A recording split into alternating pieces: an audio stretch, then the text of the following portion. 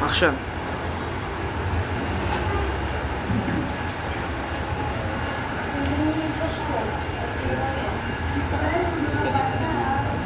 Point five.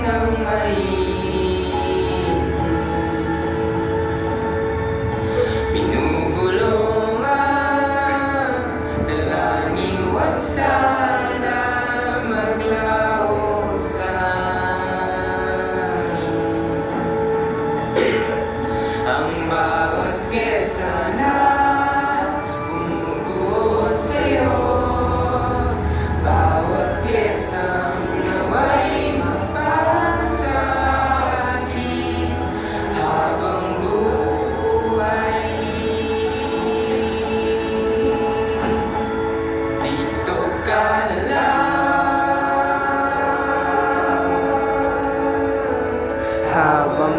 buhay, dito ka na lang. Habang buhay, dito ka na lang. Habang buhay, habang buhay.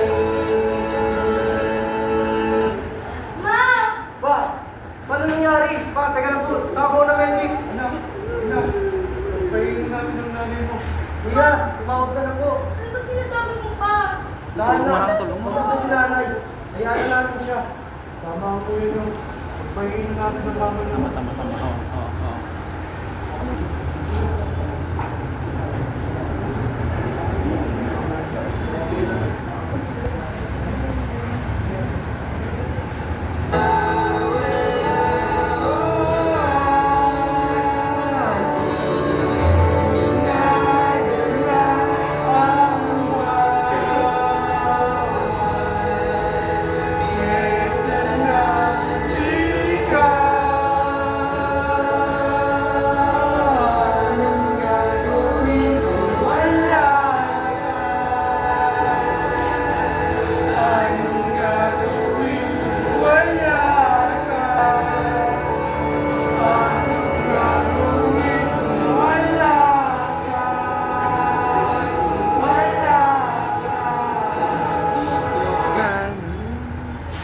Dito ka lang, mahal.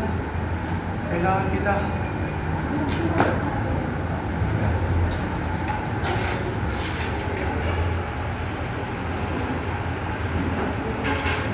Charles Diabawag, summa cum laude. Kenneth Diabawag, cum laude.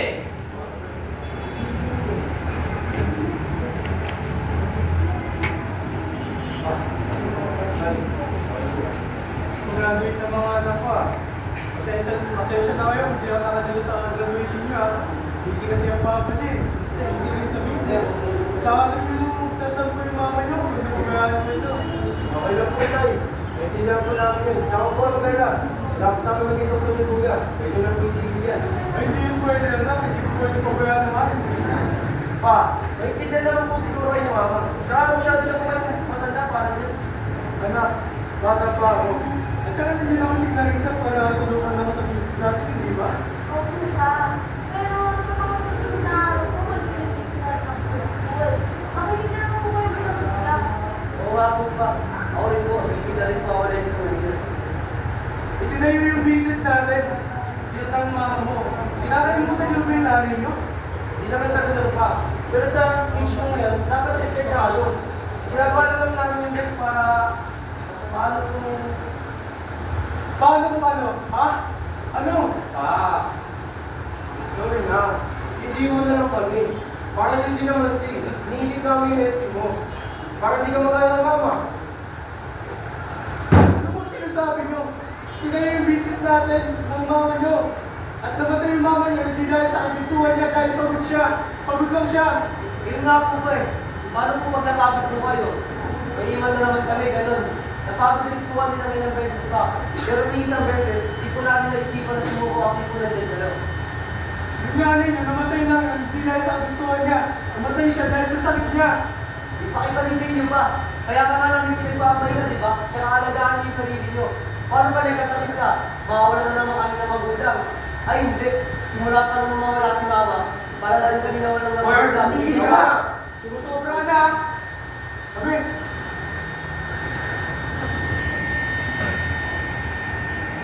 Hindi madaling sumuko. Hindi. Mahirap. Mahirap tanggapin na wala na siya. Wala din yung kakampi kong palagi. At saka yung tao lagi sumasagip sa akin. Wala na siya. Matagal niya nang tinitago ang sakit niya. At iniwan niya sa akin ang mga anak ko. At nakawa ako sa kanya na alagaan ko sila. Pero ano nangyari? Lahat ng inulama ako. Ang mga kagustuhan namin dati na maging masaya kami. Ngayon na hindi natupad. Dahil sa akin kapababayaan. Hindi ko kayang wala ka. Mahal ko. Hindi ko kaya. Ikaw lang yung kakapi ko. Sinasasakit sa akin ngayon kung wala ka na. Mahal. Mahal. Mahal. Sabi mo mga pangako natin. Ano pa ako? Mahal mo lang sa akin. Sorry. Mahal ka na. Kailangan ko namin ng mga anak mo. Hindi ikaw. Ikaw ang kailangan nila. Kailangan mo maging malakas at maging okay para sa Asan mo? Kailangan ko ba talaga ako ng Diyos? Ha? Mas kailangan ko ba niya kasi sa akin? Ha? Kung mahal talaga ako ng Diyos, ba't kanya kukunin sa akin? Ang tao ko lagi kong kakampi. Bakit? Mahal. Mahal ka ng Diyos. Mahal ka nila. At mas lalong mahal ka ng kanila. Pero sa ngayon, kailangan mo maging matagal at magpapinala ka na. Hindi ako kinuha ng Diyos para patunayan at para maging sa kanya. Hindi para patunayan mo na magaling ako ang Bagaman,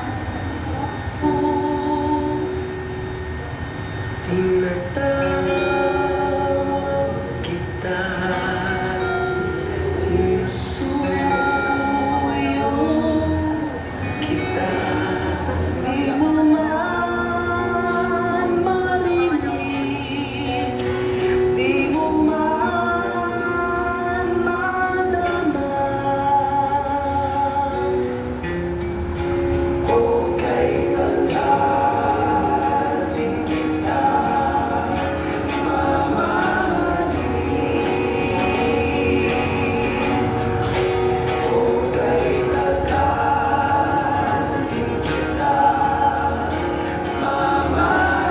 Iyakan niyo mga gago.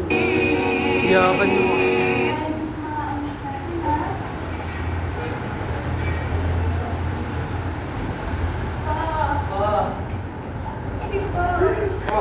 Okay ka lang? Sorry po. Hindi na mauuli. May nakikita ba? Mark ka. Shit! Hindi yun okay.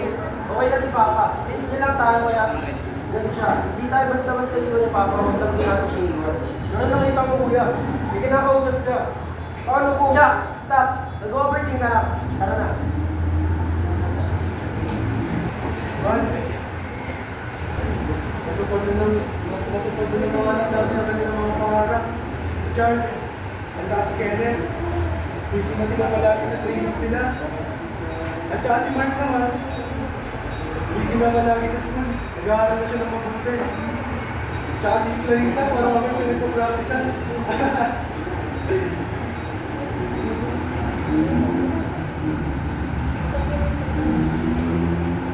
Pag naglabasan sila ng hawak-hawak. Play.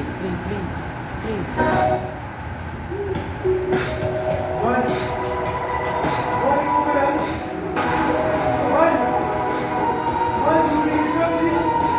Man, nahihilo na ako! Man! Tumingin ka! Man! Man, please! Tumingin ka na! Man!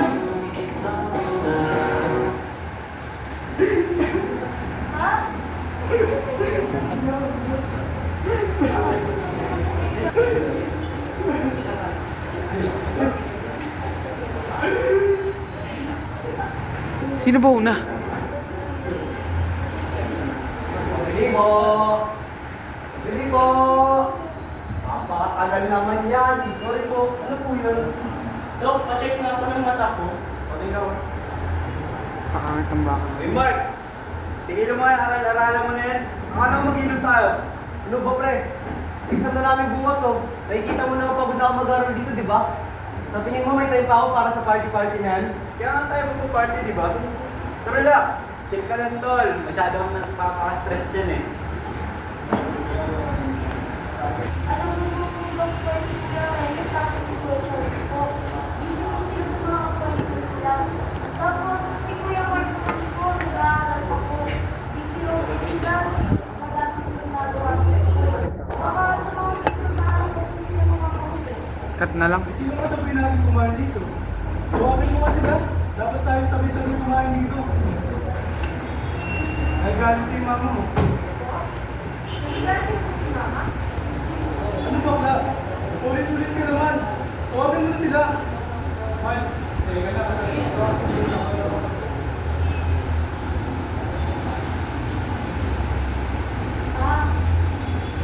Gawin sila ng mga kapatid. Pero, babawi naman po sila. Uuwi daw po sila dito na bukasan. Tapos,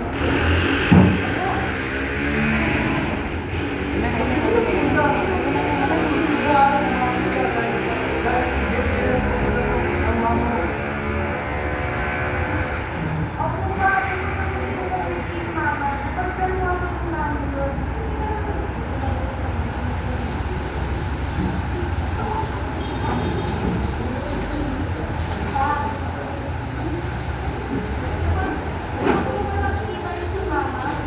Saan si Sir? Stop lang. Stop! Stop lang.